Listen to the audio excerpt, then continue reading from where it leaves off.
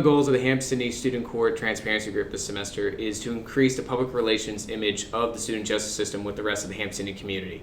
And one of the ways we've been doing that is by having Coffee of the Court sessions in the morning throughout the year. And Coffee of the Court is where student court members dressed in casual attire will stand outside of an academic building with coffee and donuts, and are able to answer any questions that students and faculty members have about the student court. And they may even enter a raffle to possibly win a gift card if they recite the honor code pledge. And we're not the only school that does this. UVA has a similar thing where if you go to a coffee shop around the university and recite UVA's honor code pledge, you'll get a free cup of coffee.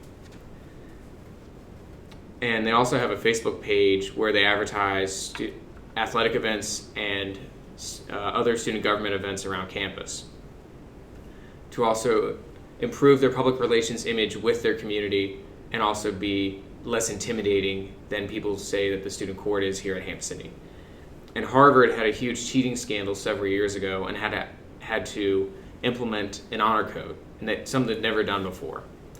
And over the summer, they had various sessions across their campus to educate faculty members and new students about it, because they'd be the first class ever to enter in Harvard under their new honor code.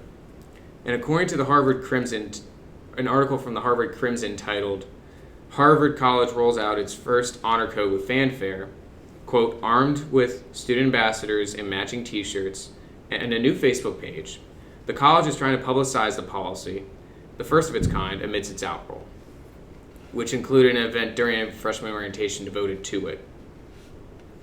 And now this made them be able to educate their community members in a less intimidating environment and more casual, and just talk about it in a free academic setting.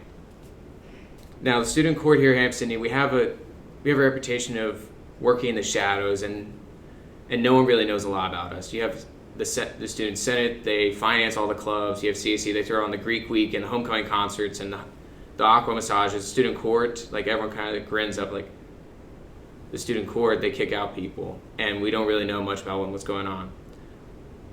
Well, part of the reason why we work in the shadows is that we can protect the identity of the accused. If the accused ends up staying here on Hampton campus and people find out that they were brought up on honor code charges and were found not guilty, they may be treated differently by their professors or other students on campus.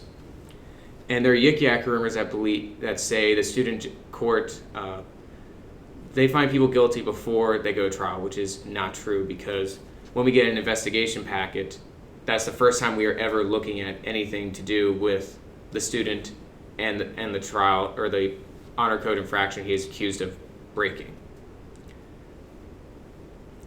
And according to the International Conference on Education and Educational Psychology titled Effects of Honor Codes and Classroom Justice on Students' Deviant Behavior, quote, "Procedural justice, which refers to the perceptions of fairness of the matter in which policies and procedures are implemented.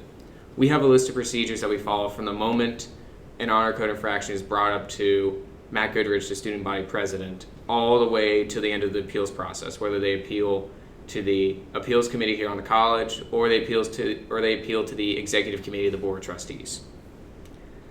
And Hampton is not the only school to have an honor ceremony.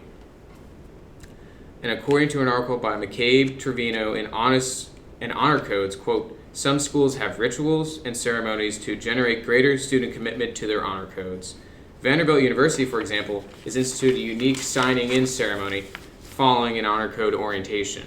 Each first-year student signs a class banner indicating a personal commitment to the Vanderbilt Code.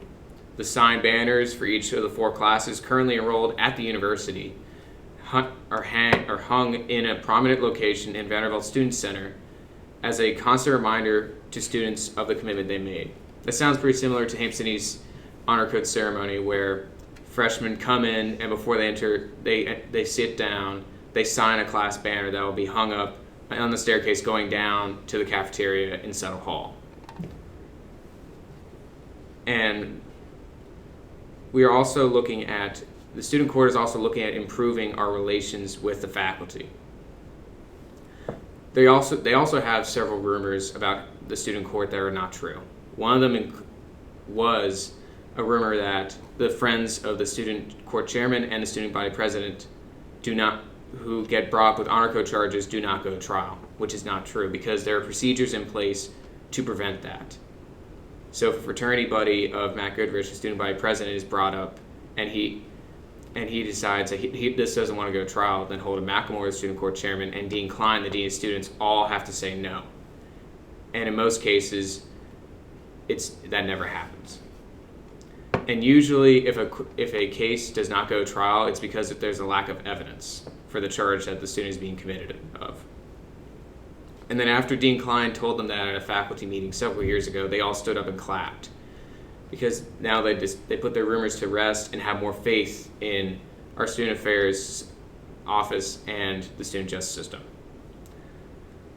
And with Coffee with the Court, we work to dispel other rumors about the court, which I will not get into more detail at this time. But however, with that, we'll be able to improve our public relations image with the Hampton community by being more approachable and less intimidating. And I thank you for your time.